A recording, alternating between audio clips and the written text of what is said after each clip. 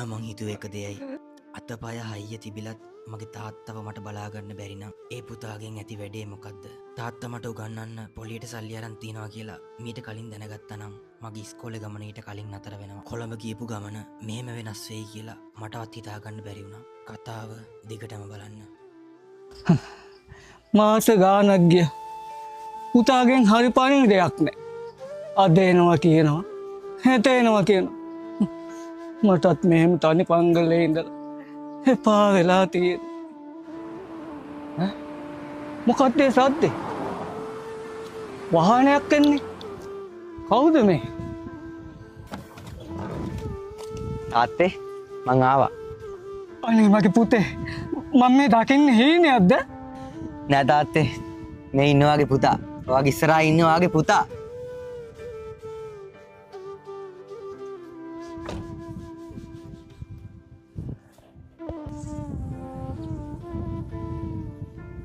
ඒත් මගේ පුතේ කාගෙද මේ වාහනේ? මේ කාර් එක අපේ තාත්තේ. මේ කාර් එක අපි දෙන්නගේ. ඔක්කොමන්ටම කලින් පොලි මුදලාලිගේ පුතාට කතා කරන්න තාත්තගේ බයික් එක බේරගන්න. හරි? මට මේ වාහනේට වඩා මගේ තාත්තා මාව පාරක් ගාන ඉස්කෝලේ එක්කන් ගියපු බයික් එක මට ගොඩක් වටිනවා. ඉක්මනට කතා කරන්න පොලි මුදලාලිගේ පුතාට.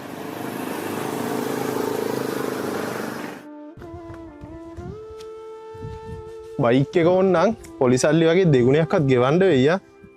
අම්මට මේ උඹනේ ඉන්නේ. වෙනස් වෙලා මොකෝ දැන් කරන්නේ?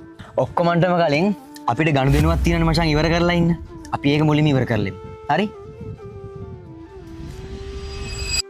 මෙතන තියෙනවා මගේ තාත්තා ඔයාලගේ තාත්තගෙන් ගත්තු හැම පොලිස් සතයක්ම. මේක ගන්න. ඊට අමතරව ඔයා කිව්වනේ දෙගුණයක් ගෙවන්න ඕන කියලා.